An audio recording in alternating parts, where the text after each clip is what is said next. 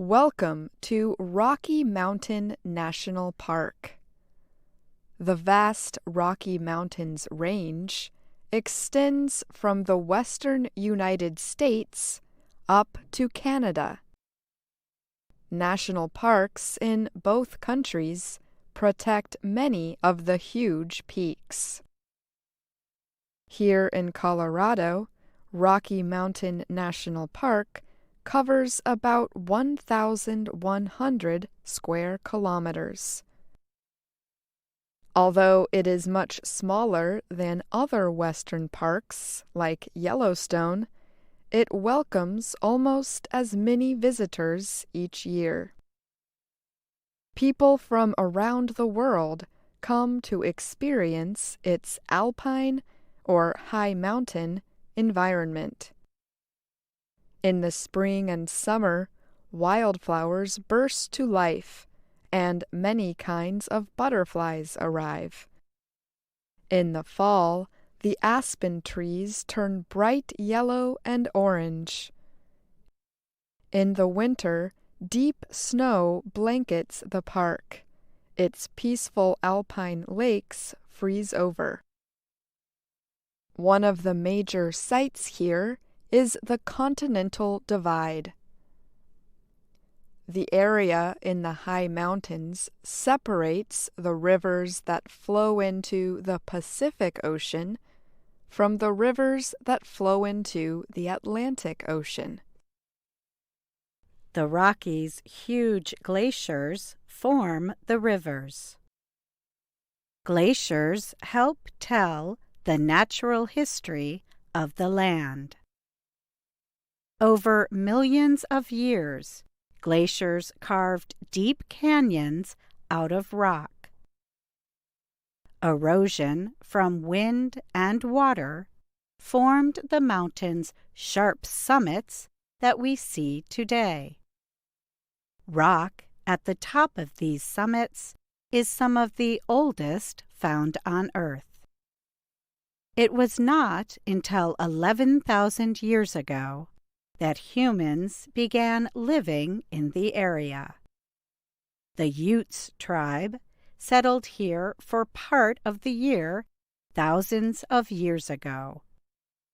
Winter was too severe to survive. When the weather warmed, they lived in the green valleys and meadows and near the lakes. In 1803, the U.S. government gained control of the land we now call Rocky Mountain National Park. It came as part of the Louisiana Purchase, which almost doubled the size of the United States. In the 1840s, American writer Rufus Sage came to the Rockies. He wandered the area from 1841 until 1843, spending time with fur trappers, Native Americans, soldiers, and hunters. His long and detailed account of mountain life was published in 1846. He called it Scenes in the Rocky Mountains. Rufus Sage wrote, "Further on were yet higher summits, surmounted by pines and cedars, raising their heads in stately grandeur far above the sweet valleys at their feet." Taken together, the scenery was not only romantic and picturesque, but bewitching in its beauty and repulsive in its deformity. Beginning in the late 1850s, gold and silver rushes brought huge crowds to the Colorado Rockies. Miners arrived in search of the precious metals. They settled temporary cities. One of the best known is called Lulu City. It was settled in the late 1870s after miners discovered silver nearby, By 1880, more than 500 miners lived in Lulu City. It had a meat shop, a post office, and many houses and mining companies. Lulu City was short-lived. In just 5 years, miners left town, seeking other opportunities. Today, some visitors choose to hike to this ghost town, where they will find old cabins and remains of buildings. As more and more people came to the area, concern for protecting the natural environment grew. In 1909, the nature guide and naturalist Enos Mills began pushing for the creation of a national park here. He first climbed the towering Long's Peak when he was just 15 years old. Long's Peak is the area's tallest mountain, at 4,346 meters. Mills made the hike 40 times by himself during his lifetime, and almost 300 times as a mountain guide. Mills wrote and gave talks about the Long's Peak area to urge Congress to make it a national park. On January 26, 1915, Mills got his wish. President Woodrow Wilson signed the Rocky Mountain National Park Act to make America's 10th national park. The Denver Post newspaper called Mills the father of Rocky Mountain National Park. Today, more than 3 million people visit Rocky Mountain National Park each year.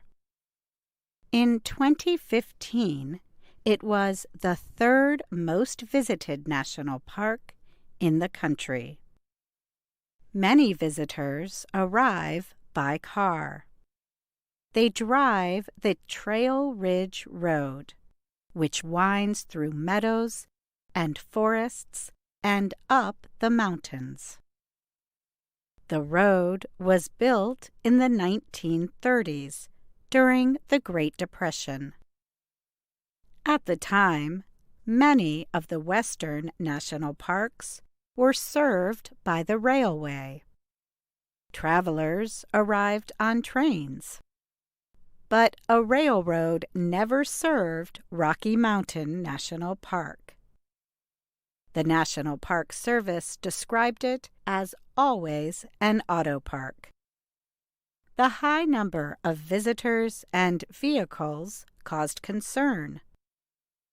In the 1970s, park officials began managing crowds. They started using buses in the park and created a campsite system in the wild backcountry. Today, conservation efforts continue. Park officials educate visitors and urge them to respect the natural environment. Rocky Mountain National Park's scenery and wildlife attract huge numbers of visitors.